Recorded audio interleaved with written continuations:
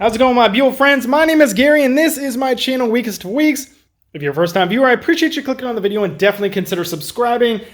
I have a ton of videos out there, have some previous Buell 1125 stuff, well actually Buell stuff in general, and this is my latest and greatest Buell, being my 1125, a couple different versions out there, and I'm in the process of yet another rendition of this bike. Currently, this exhaust is going to be going away, sent off to the ceramic coat person, and this rear spring being red is going off to the powder coater. But today's video, we're going to be focusing on this turn signal switch, and eventually in an upcoming video, we'll be doing away with this particular kill switch and throttle tube assembly. Just to be clear, no, there is nothing wrong with either one of these. Just cosmetically, I absolutely hate it. Mainly because they are yellow, and secondly, because they are so angular and outdated. If you do some research, they go all the way back to the tuber days, back to the 90s. Then they were used on the XBs, onto the 1125s. And fortunately, when it came to the EBRs, they finally upgraded them. For whatever reason, I imagine just to save cost, they ended up using these for many models and many years. And it just, looking at the bike visually, doesn't go well with it because of the yellow, but also the angles. The 1125s are known for being so curvy and curvaceous. Obviously the pods that a lot of people hate, the curvature of the airbox, as well as kind of the bloated rear section. Then you fast forward to the EBR days, then everything gets super angular. The tail section thins up and becomes very thin towards the end and angular. And obviously they do away with the pods. So it's kind of funny that the EBRs, while the actual bodywork comes angular, they actually curve the kill switch and the turn signal switch. So here I have some takeoff parts from an EBR 1190. I think it was from an SX, but honestly the RX version would work as well. But here is a good example of a turn signal switch and the one we'll be using. So notice how curvy it is compared to the old school blockiness of that version, as well as doing away with the yellow. So today we're going to be upgrading this turn signal switch and the headlight switch. In an upcoming video, we're going to be swapping out this throttle tube as well as the kill switch, because on the EBRs, they do become a two-piece unit versus what is on any of the older Buells like this 1125. It's all kind of like one built-in unit. So that's a video for an upcoming day. But today we're going to focus on this. And as far as I know, it should be relatively simple and plug and play.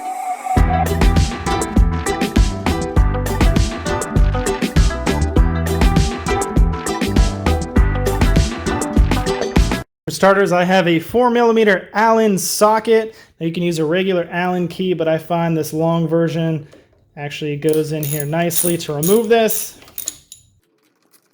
One on the front side and one on the back side right here.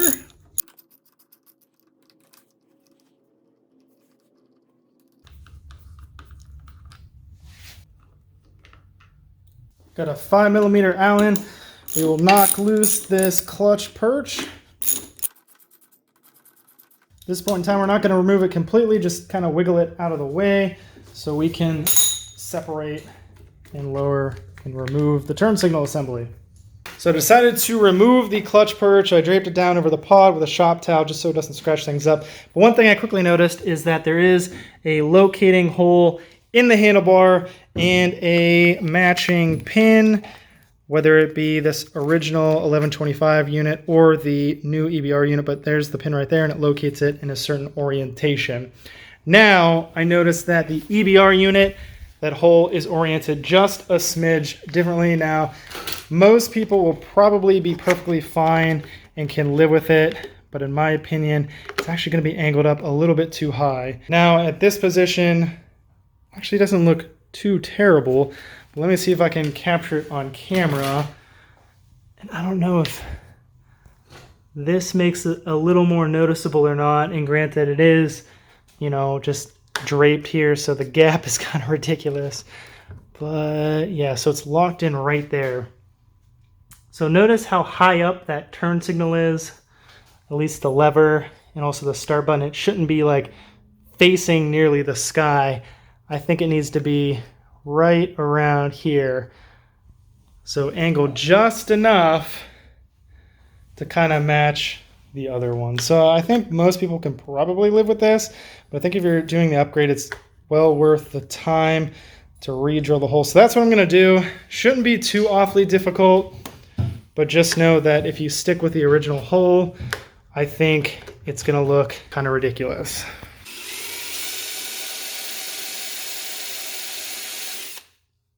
Here's what I'm left with, not the prettiest thing, but let me explain a couple things. This is an original hole that was in the high bars that you see here. That is perfect for locating that switch. Now, at some point, I ended up moving this hole inside about, ½ inch, maybe 3/4 of an inch, to compensate for adding a bar end mirror. There's multiple variations of bar end mirrors. The style that I decided on was one that clipped over top of the end of the handlebar. Thus, I had to move the grip inward, and then I had to move the original 1125 turn signal switch inward about a ½ inch or so, give or take. Now, with upgrading to the EBR unit, it has to be clocked a little bit differently because of that pin. So now I ended up drilling a hole a little bit higher over top of that other hole. So if you don't have any bar end mirrors, you don't need this many holes. You just need to go just a smidge above the original hole. And if you're wondering as far as sizes for the drill bits, I ended up using a 11/64 bit. And I did not drill all the way through, but I think this should work out perfectly fine for orienting that EBR switch exactly where we need it.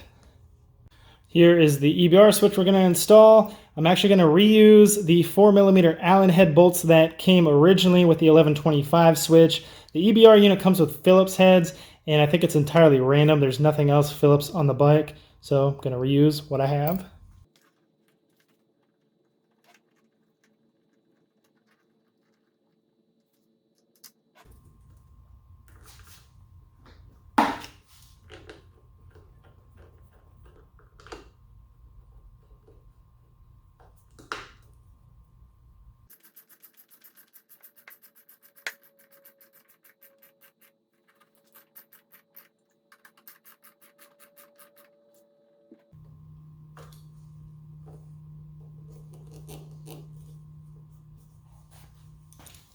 Clutch perch is now ready to go back exactly where it was prior to removing this switch.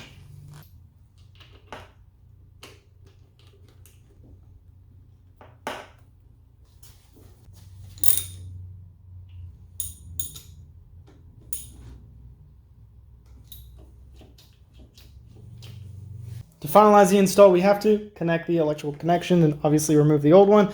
To do that, we need to remove the two T30 Torx screws, one on each side of this windscreen. Now, I do apologize because this is black. There's going to be some reflections and it might not pick up that great on camera, but there are two T30 Torx screws, so we'll go ahead and remove these real quick.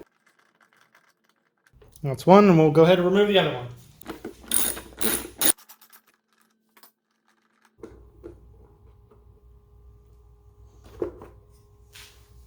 Just follow where this electrical connector coming from the turn signal switch goes in behind this headlight.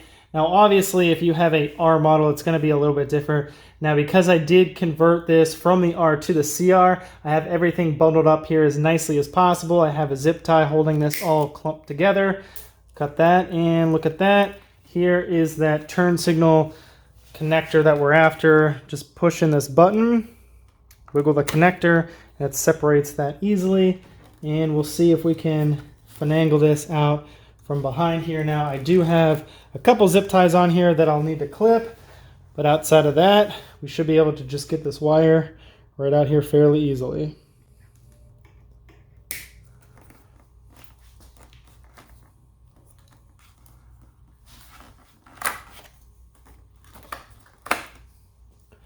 There it is, the old one, now removed. Okay, so the new one seems fair bit longer, but we'll follow the exact same path in behind the headlight.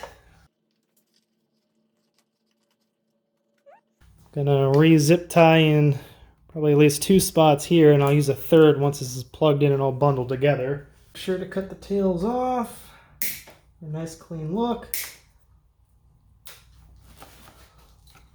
Pull this back into here and connect it.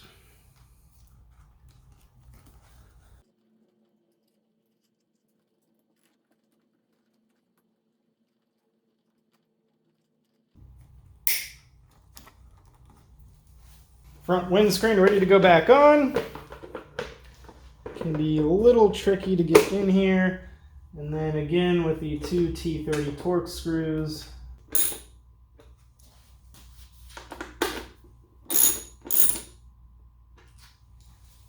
Yes, I am aware there are some Phillips screws throughout the bike. However, these are probably the only 4 that you can see at a quick glance on the bike. Now everything else is Allen screws or Torx. All right, what do you say, Piper? Time for the big reveal. Everything is officially back together. The new to me EBR 1190 switch is on and officially hooked up. We'll turn the key on, primes the fuel pump. Okay, we should be good. So automatically the low beam is on. Go ahead and hit the high beam. So that is obviously working. We'll check the instrument cluster. Yep, little blue light signifying that the high beam is on, is working perfectly fine. We'll check the little guy right there. Yep.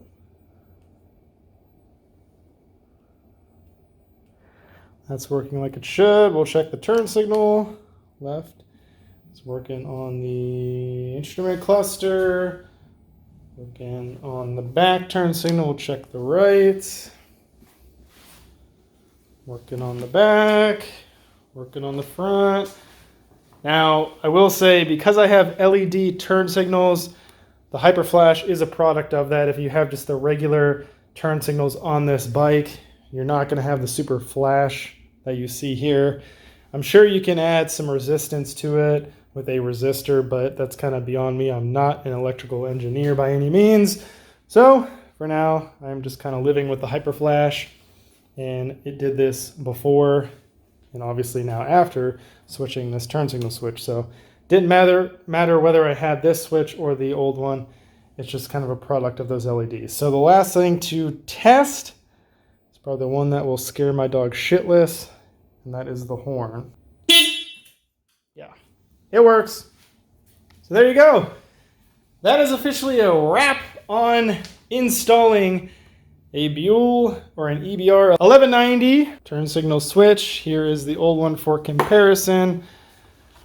Kind of a silly modification to do, but quite honestly, I think it makes the theme of the bike so much more cohesive because, like I've mentioned in the past, the bike is super curvy.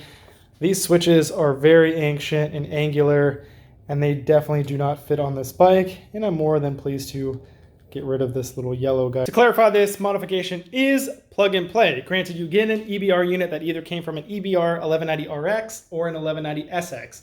Now, I will say that you will likely find this exact same style turn signal switch on various makes and models of motorcycles. However, stick with what works. The 1190 unit, it will be 100% plug and play to your 1125. No muss, no fuss, no cutting, splicing, soldering, or repinning. Stick with what works and go with the EBR unit. Make sure you subscribe because next on the list is this guy right here. I have the parts right there, the throttle tube and the kill switch ready to go on. So be sure to subscribe for that. If you have any questions, comments, concerns, drop a comment down below, and I'll catch you friends next time. Thanks for watching.